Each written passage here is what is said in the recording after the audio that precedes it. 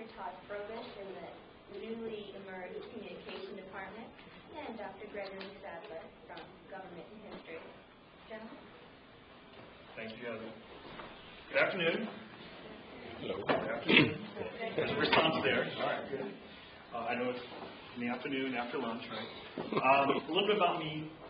My PhD is in rhetorical theory and criticism, which is fancy words for persuasion theory and persuasion criticism. My side interest is what's called computer-mediated communication, which is basically persuasion is mediated through computer technology. So this is right up my alley. Primarily, I've been interested in analyzing persuasive discourse through websites, religious, political, and pornographic websites, and how these organizations are able to manipulate, deceive, persuade us into doing particular things, either signing up to be a voter or a customer or a member of the organization. So a lot of my research has focused on that avenue. I have another avenue of my research which is more in public discourse, public address, which is public speaking. And I published a book a couple years ago which kind of anthologized the worst speeches in American history. So I have two kind of interests in my research agenda, and this is, of course, one of those. I got interested in this a couple of years ago because I had obviously noticed an increase in flaming or hostility online. And, of course, why is this happening, and how are people dealing with it? To me, flaming was a type of rhetorical strategy. It was a way people were trying to persuade others to do things, or to leave the room, or to succumb to their particular arguments. A lot of reasons why people flame. And so I wanted to start analyzing this particular behavior. And one of the things I started doing, of course, is reading up on the literature and seeing what has been said about this particular phenomenon. And one of the things that I noticed across the board was every single article, every single book that I read said flaming was bad. It's a sign of the attenuating discourse in American society. It's it's all negative, it's all hostile, blah, blah, blah. And I come to it from a rhetorical perspective, which is looking at this as, well, look, it's just another tool in the toolbox. Maybe this could be used in a positive way. Could it? To me, I like to buck the trend. I like to go against the research. I try to find the gaps in the literature and try to fill those gaps. And this is one way that I was trying to do that. Let's look at flaming from a different perspective, perhaps. So I started looking into it, and this is kind of what I came up with.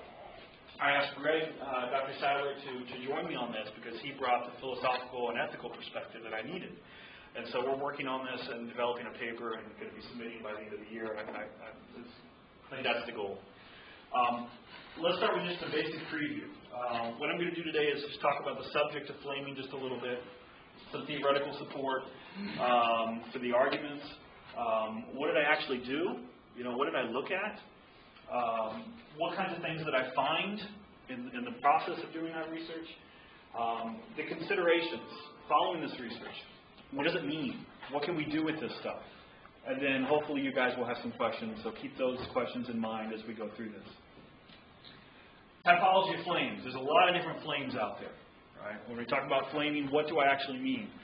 Well, I don't mean the single flame or the blue flame or the multicolored flame or the explosive flame or the hand on fire, the ball of sun, or the flaming finger, or supernatural flaming, flaming pants, flaming shoes, flaming tattoos, forest fires, juggling fire, lava fire, sexy woman with fiery hair, and the ring of fire. I don't mean any of that, right?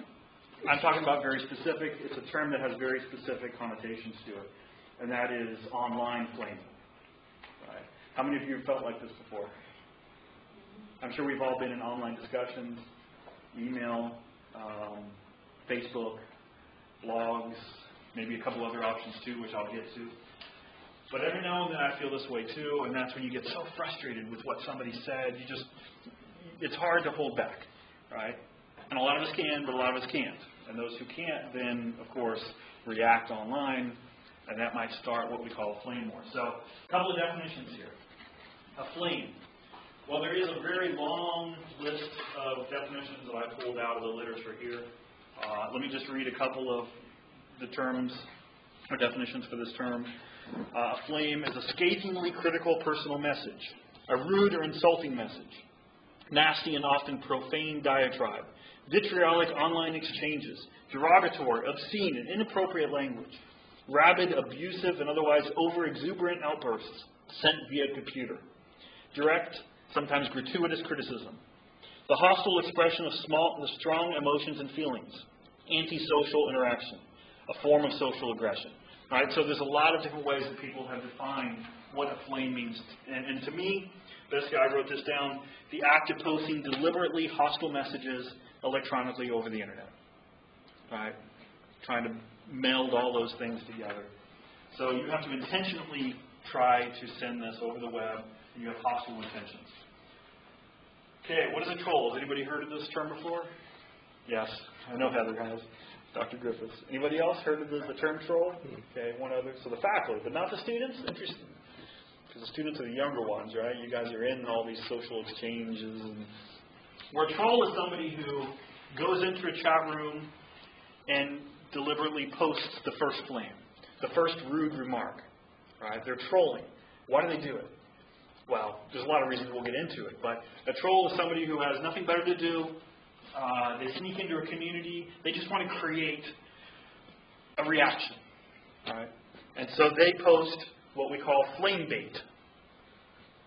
They throw some sort of rude remark out there, some sort of derogatory comment, just to see what catches, just to rile the people up. Right? Maybe out of ego, whatever. We'll get to some of those later. The person who feeds the troll then is the person who reacts to that. The person who responds to that flame bait, right? They respond. They say, how dare you, or, watch your language, or you should leave the room, or maybe even worse, right? They're feeding the troll. If you feed the troll enough, you might get into what's called a flame war, which is the exchange, the back and forth, back and forth, back and forth of negative or hostile comments. And, of course, it's unproductive. It doesn't lead anywhere. People might say, but I'm winning the argument. It's like, there is no argument. Yeah, okay, you may win the argument. You may have the better flaming ability. But what are you really serving, right? What purpose are you really serving? Now, in this particular research, we looked at IRC, which I don't know if any of you know what IRC is. I know at least one person does. Anybody else know what IRC is? Okay, Kevin. IRC is short for Internet Relay Chat, and I'll get into this more later because this is part of the methodology, part of what I looked at. But it's this huge user forum filled with thousands of chat rooms, community groups, some of these lasting for 10, 15 years now. Right? Usenet is now an older system, another chat room kind of system. You have MUDs. Anybody know what a MUD is? Besides, no? No? Professor Daly? No? Anybody else? A MUD? A couple of ways of defining this acronym. It's either a multi-user domain, multi-user dimension, or multi-user dungeon. So I've seen it in all three different ways. If you think of World of Warcraft, how many of you guys know World of Warcraft? Okay. Half-Life? Is it Half-Life? Yeah. Yeah. Those are multi-user dungeons or domains where you get lots of people in the room at the same time interacting, right? Now they do it for the Wii and through Xbox. You play these multi-user games, right? That's a type of MUD. Okay. Then you have blogs, and I put the WE just in case you didn't know where the term blog came from. It means web log, right? But blogs, Facebook, I would consider a type of blog, a log of interactions, right? Okay. So why does flaming happen? What is it about the online environment in particular that might contribute towards this hostility? So the environment here. First of all, the lack of social context. Right? When you're at your grandmother's house, do you cuss? Do you put your feet up on the coffee table? No. Right? You talk in a very particular way. There are rules. There's a context there. You're overly polite, perhaps. Right? When you go to a restaurant, do you shout at the waitress and the waiter for your water, or do you politely kind of motion them over? Right? There are rules. The context has some norms there, some expectations for behavior. Well, the online environment is still fairly new, right? These norms really aren't there like they would be in a physical brick and mortar sort of place. So there's reduced social constraint, reduced impact of the social norms, right? I mean, there aren't really that many social norms unless you're in a long-standing kind of community where they've established some rules and some norms for that particular community. But if you're walking in there the first time, you may not know those rules. So the lack of a social context might be a reason for the flaming. Lack of nonverbal cues. You can't see the person, right? Usually, unless you're doing video chat. But you can't see the person's face. You can't see their body posture. You can't see their hand gestures. All right? Very difficult to find out if somebody's being sarcastic or they're joking with you, right? So oftentimes you respond thinking somebody was being, angry with you or whatever, and you were incorrect. But now you start to flame war, right? And also anonymity, or presumed anonymity. Of course, you know everything online. There is no such thing as pure anonymity. Everything's recorded. Somewhere in there, your IP address is recorded. Right? When you're online and you have presumed anonymity, right, they can't catch you. Right? You can say whatever you want. You can do whatever you want, right? So disinhibition, say that 5 times. You don't have those inhibitions anymore, right? You can say whatever you wouldn't normally say in the restaurant or your grandmother's place, right? You have full freedom of expression, full freedom of speech. And status equalization, right? You're no longer just a female or a male or black or white or old or young or rich or poor. You can be anybody you want to be, right? You can go in there and pretend to be somebody else. So these are some of the conditions that we're in when we enter these social spaces, these online social spaces. How about human causes for flaming? One might be perceived unfair treatment. Maybe you perceive that they're not treating you fairly. Maybe they're not treating your ideas fairly. They're not considering your ideas. Maybe that's why you get angry. Perceived misunderstanding. You get upset because they're not understanding what you're trying to say and you're tired of having to explain it. Lack of online etiquette. This is interesting. This starts a lot of flame wars where people are, they're not spelling correctly, they're not using grammar correctly, they're not using punctuation or capitalization correctly. Now, the students in here, probably the adults too, the older adults, sorry, you guys know not to write in all caps. What does that mean? That you're shouting, you're yelling, right? People, coming into a chat room and they start typing in all caps, that's going to get a response. Right? And if you continue to do that, if you continue to write in all caps, people are going to get really mad at you. Right? So a perceived lack of online etiquette might cause somebody to go off, right? Perceived ignorance, somebody, just stupid people, right, might get a reaction. Discriminatory remarks, discrimination, right? And then, there's a whole other long list here. Boredom, people might just be bored. That's why they're trolls. Maybe that's why they're casting the flame bait. Maybe they're just angry. Maybe they had a bad day at work, bad day at school, and they just want to vent, right? Or ego fulfillment. They just want people to respond to them. They just want some reaction. Any reaction is a good reaction for maybe some of these people. All right. Dr. Sadler will investigate a few other possibilities later. Okay, now I have to warn you, there are some slides coming up that have some very potentially offensive commentary, some words, and such is the nature of flames, right? But I wanted to introduce these to you to show you a sample of what's out there, right? And why people react, right? Of course, a lot of these beginning flames are meant on purpose to create that reaction, right? Okay, so here is a beginning flame, a troll, right? This was started with a discussion of AOL versus IRC, Internet Relay Chat, and who had the more educated audience. Right? Strange kind of forum discussion, but somehow this got put into the mix. Not everybody from the South is an inbred idiot. If you would get your head out of your ass, right? They missed a U there. They could have capitalized that seventh U, and they didn't. Is there 7? Yeah. Wow, there is. Wow, that would have been a 7. That's a good guess. So this was what? Flame bait, right? Threw this out there, see what kind of response they got. I know this is kind of long, but it's funny. Because this is what somebody reacted. Now, if you were to just been silent on the issue, it would have disappeared, right? But no, somebody felt the need to respond, right? You pompous turd. What happened to free exchange of information in cyberspace? Tired if you're smarter Thou quips, I happen to be an educated professional, and I am here to stay. In fact, folks like you will be left in the egghead backwaters of the pure thinkers, while the great unwashed take over the net, get over it or die of an embolism, or maybe get a girlfriend or a life, live and let live, and help educate rather than deride the casual user. Okay, interesting. And then another response, right? And this is how flame wars begin, right?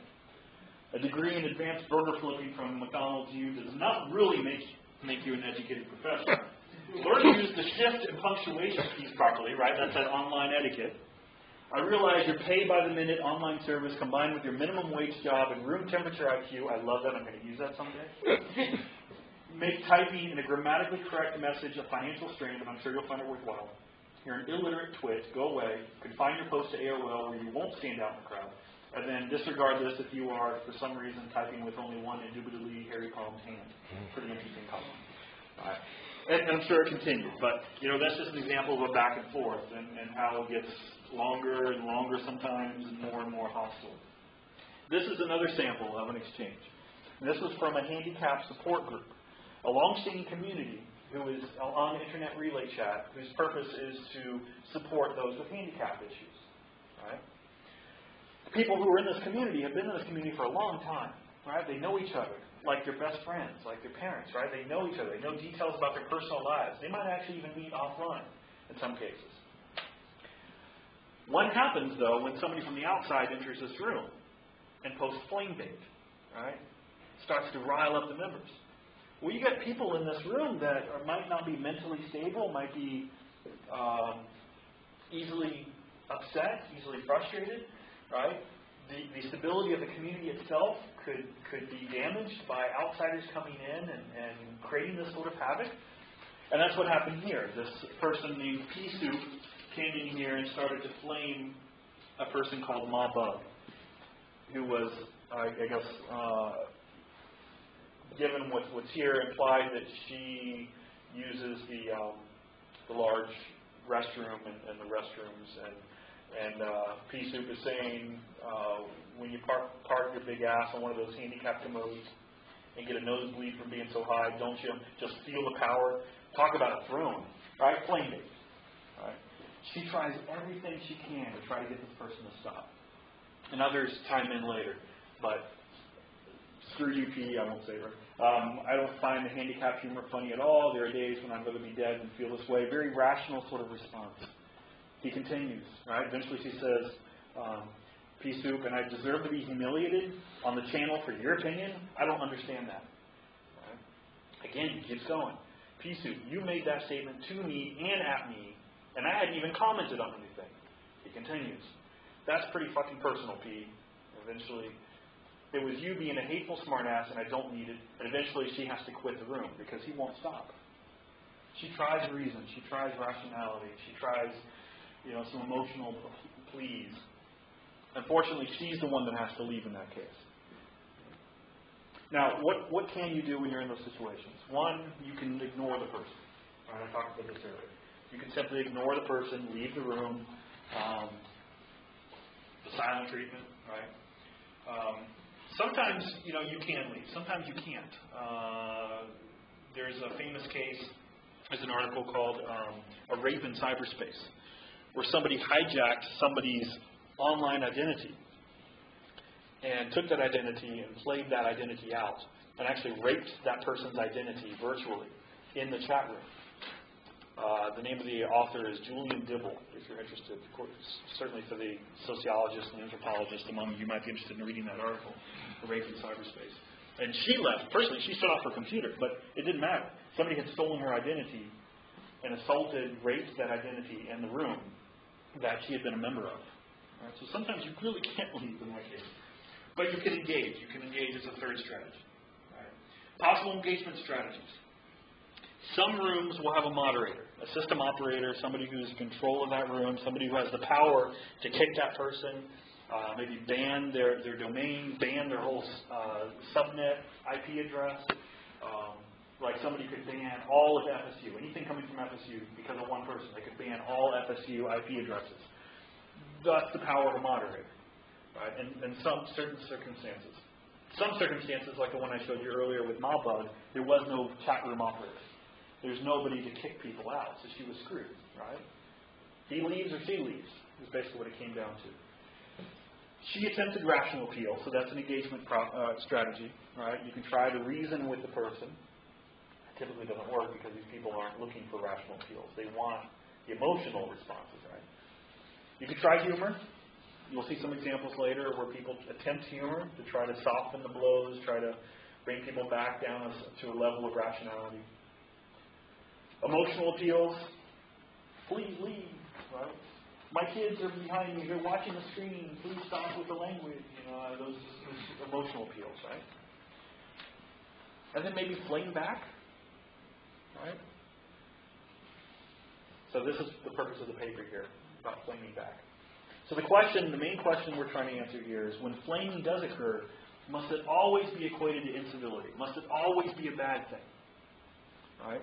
And the argument we're trying to make is that when the stability of an online community is threatened by an outside influence, when all of the rhetorical strategies, discursive strategies have been exhausted, flaming as a response to remove the destabilizing influence can be considered an ethical and justified rhetorical tactic. In other words, if you've tried everything else, reason, emotion, humor, silence, there's no one to kick the person out of the room, what are you left with?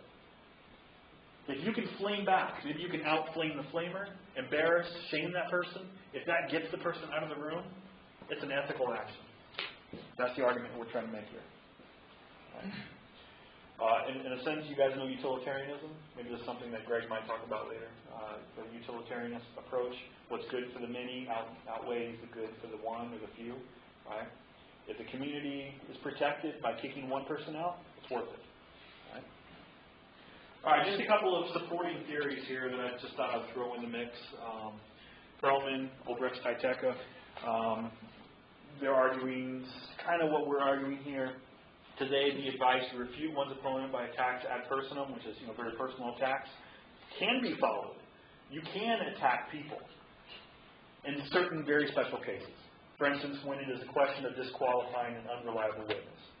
So if you're not sure about somebody's credibility or their character, putting them in a unique situation, flaming them maybe draws out their true character, is what Froman might be arguing here. Henry Johnstone, late philosopher from Penn State, I believe, my alma mater. The person who responds to such arguments reveals her own humanity and inhumanity in his or her response. Right? The way that person reacts to a flame, to a hostile commentary, might reveal that person's true character. And I'm not going to go through this too much. Greg didn't think it was a good idea to introduce this because it's a major theory. But Mikhail Bakhtin's heteroglossia. Basically what Bakhtin's arguing here is that words do not exist until they're spoken. Once they're spoken, they lie within a particular context. Right? Words are meaningless until they're spoken. Because as soon as you speak them, now it's part of that context, it's part of the norms, the expectations, the values that are inherent within that room. In other words, flaming isn't necessarily bad or good. It depends upon the context, right? As soon as those words are uttered, it might be good, could be bad. It depends on the room, depends on the people, depends on the situation. Right? Okay, so I'm going to hand it over to Dr. Sadler now, who's going to talk about, from an Aristotelian perspective, how we might view flaming. Okay? So, Greg? Thanks. So I'm Greg Sadler.